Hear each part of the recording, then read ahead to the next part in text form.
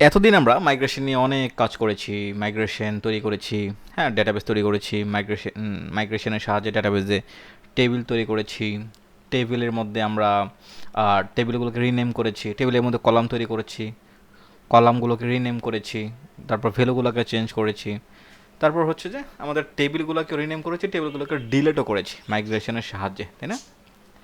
এই যে এতগুলো মাইগ্রেশন নিয়ে আমরা কাজ করলাম, আসলে মাইগ্রেশনের ইতিহাসটা কি, হিস্ট্রিটা কি? আজকে শিখবো আমরা মাইগ্রেশনের হিস্ট্রি বলতে কী বুঝি আমরা। মাইগ্রেশনের হিস্ট্রি বলতে এই যে মাইগ্রেশনগুলো আমরা করতেছি, কোনটা আগে কোনটা পরে করলাম, এগুলো তো আমাদের জানার বিষয়, তাই না? ধরুন আমি কি অ্যাডমিনটা আগে করছি, নাকি আমি হচ্ছে যে এখানে তো আরও অনেকগুলো ছিল, স্টুডেন্ট ছিল, হ্যাঁ, তারপর হচ্ছে ইউজার ছিল, যাই হোক, আমি যে টেবিলগুলো তো তৈরি করতেছি মাইগ্রেশনের সাহায্যে, কোনটা আগে করতেছি কোনটা পরে করতেছি, কোনটা কততম মাইগ্রেশন, সেই বিষয়টা জানার জন্য আমরা আমাদের আজকে এই সিরিজে কাজ করব।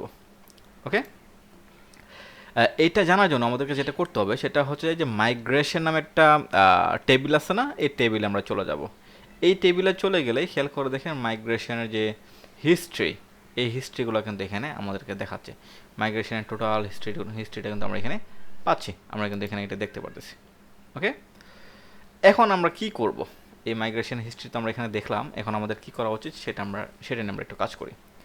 এখন এটাকে একটু ক্লিয়ারভাবে বোঝার জন্য আমরা একটা কাজ করব, সবগুলা ডিলেট করে দিব। কেমন? সবগুলাকে ডিলেট করে দিব যতগুলা আছে হিস্ট্রি, অথবা একটা কাজ করি, যতগুলো টেবিল আছে সবগুলো টেবিলকে আমি ডিলেট করে দিই।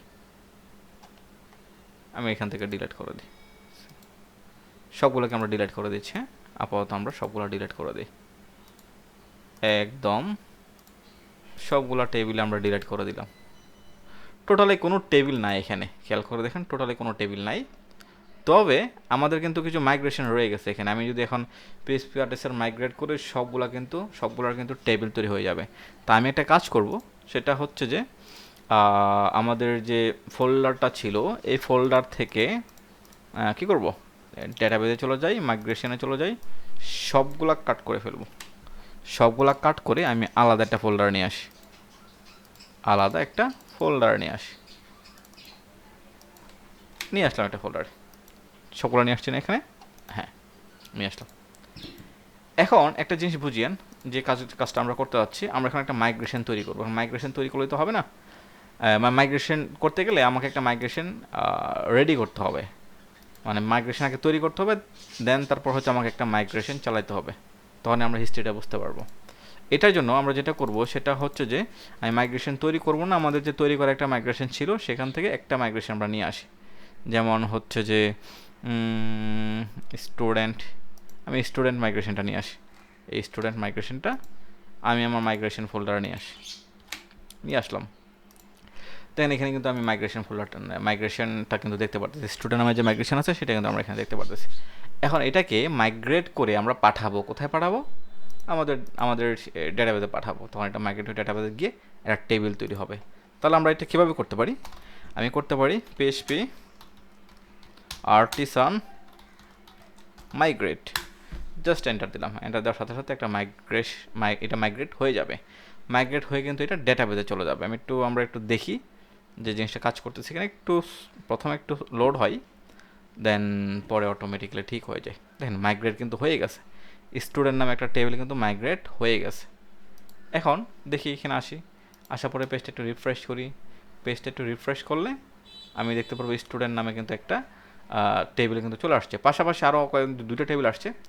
এটা হচ্ছে ডিফল্ট টেবিল, মাইগ্রেশন হচ্ছে যে মাইগ্রেশন হিস্ট্রিগুলো এখানে থাকে, আর একটা ডিফল্ট টেবিল, এই টেবিলগুলো নিয়ে পরবর্তীতে আমরা আলোচনা করব।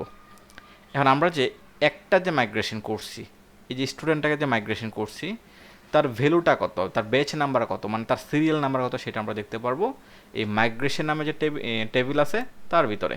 আমি যখন এখানে চলে যাব তখন এখানে দেখতে পারবো যে স্টুডেন্ট, তার ব্যাচ ভ্যালু হচ্ছে 1। পাশাপাশি আরও একটা টেবিল একসাথে তৈরি হয়েছে, তো তাকেও কিন্তু ধরে ফেলছে, তার ব্যাচ ভ্যালু কিন্তু 1 দিয়ে দিছে। তার মানে হচ্ছে এই দুইটি 1, অথবা স্টুডেন্টটাকে আমি 1 ধরতে পারি।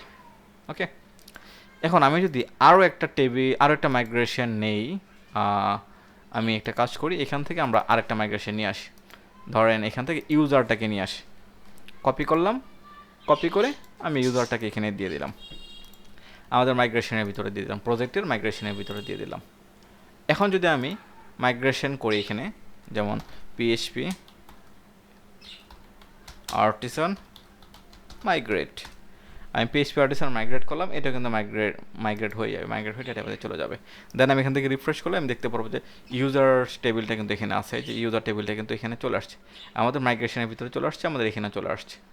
ইউজার টেবিলের বেচ ভ্যালু হচ্ছে 1, তার মানে হচ্ছে যে দ্বিতীয়বার এই মাইগ্রেশনটা হয়েছে। এটা আমি আর একটু ক্লিয়ারভাবে বলি যে মাইগ্রেশনের সিরিয়াল, প্রথমে কে হয়েছে, 2 নম্বরে কে হয়েছে, 3 নম্বরে কে হয়েছে, এভাবে সে কিন্তু সিরিয়াল আকারে থাকবে।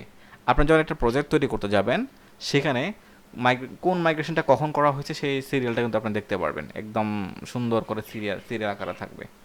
খেয়াল করে দেখেন, আমি যদি আরেকটা নিয়ে কাজ করি তাহলে আরেকটু ক্লিয়ার হবেন। আমি আরও একটা মাইগ্রেশন নিয়ে আসি আমাদের এখান থেকে, একটা কাজ করি, এখান থেকে স্টুডেন্ট তো আমরা নিছি, তাই না, স্টুডেন্ট নিছি, ইউজার নিছি, বাকি সবগুলোকে নিয়ে আসি। আচ্ছা, বাকি সবগুলোকে না, স্টুডেন্ট চেঞ্জটাকে আমরা নিয়ে আসি, জাস্ট এটা দেখার পরে বাকি সবগুলোকে নিয়ে আসবো আমরা। স্টুডেন্ট চেঞ্জটাকে নিয়ে আসলাম, তাহলে এটা হচ্ছে যে কয় নাম্বার, 3 নাম্বার হবে এটা, তাই না? তাহলে দেখি তো হয় কি না। এই যে স্টুডেন্ট চেঞ্জ, আমি টার্মিনালে চলে যাই, PHP artisan migrate, PHP artisan migrate দিয়ে দিলাম।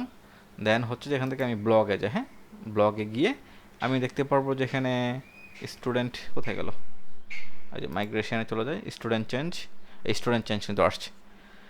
আশা করি এখানে কিন্তু দেখতে পারতেছো স্টুডেন্ট চেঞ্জ নামে কিন্তু একটা মাইগ্রেশন তৈরি হয়েছে, সেটা হচ্ছে 3 নাম্বারে। এখন আমি যদি একটা কাজ করি, বাকি সবগুলাকে নিয়ে আসতে চাই, আমি সবগুলো সিলেক্ট করে, এটা তো আছে, ইউজার আছে, স্টুডেন্ট চেঞ্জও আছে, এই বাকি সবগুলাকে এইগুলোকে আমি এই সবগুলো আমার সবগুলো মাইগ্রেশনকে আমি নিয়ে আসতে চাই, তাহলে কীভাবে নিয়ে আসবো, এগুলোকে সবগুলোকে কপি করব, কপি করলাম, কপি করে আমাদের যে মাইগ্রেশন ফাইল ফোল্ডার ছিল সেখানে নিয়ে আসি, 1 2 3 4টা, বাকি 4টাকে যদি আমি মাইগ্রেশন করি তাহলে সবগুলো কিন্তু 4 নাম্বার হবে, মানে একসাথে 4টাই কিন্তু হয়ে যাবে, তখন সবগুলোর নাম্বার হয়ে যাবে 4।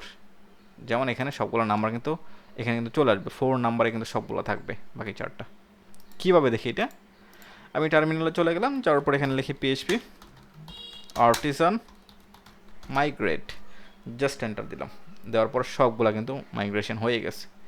যখন এখানে এসে পেজটাকে রিফ্রেশ করব তখন দেখতে পারবো যে আমাদের বাকিগুলো হচ্ছে 4 নাম্বারে।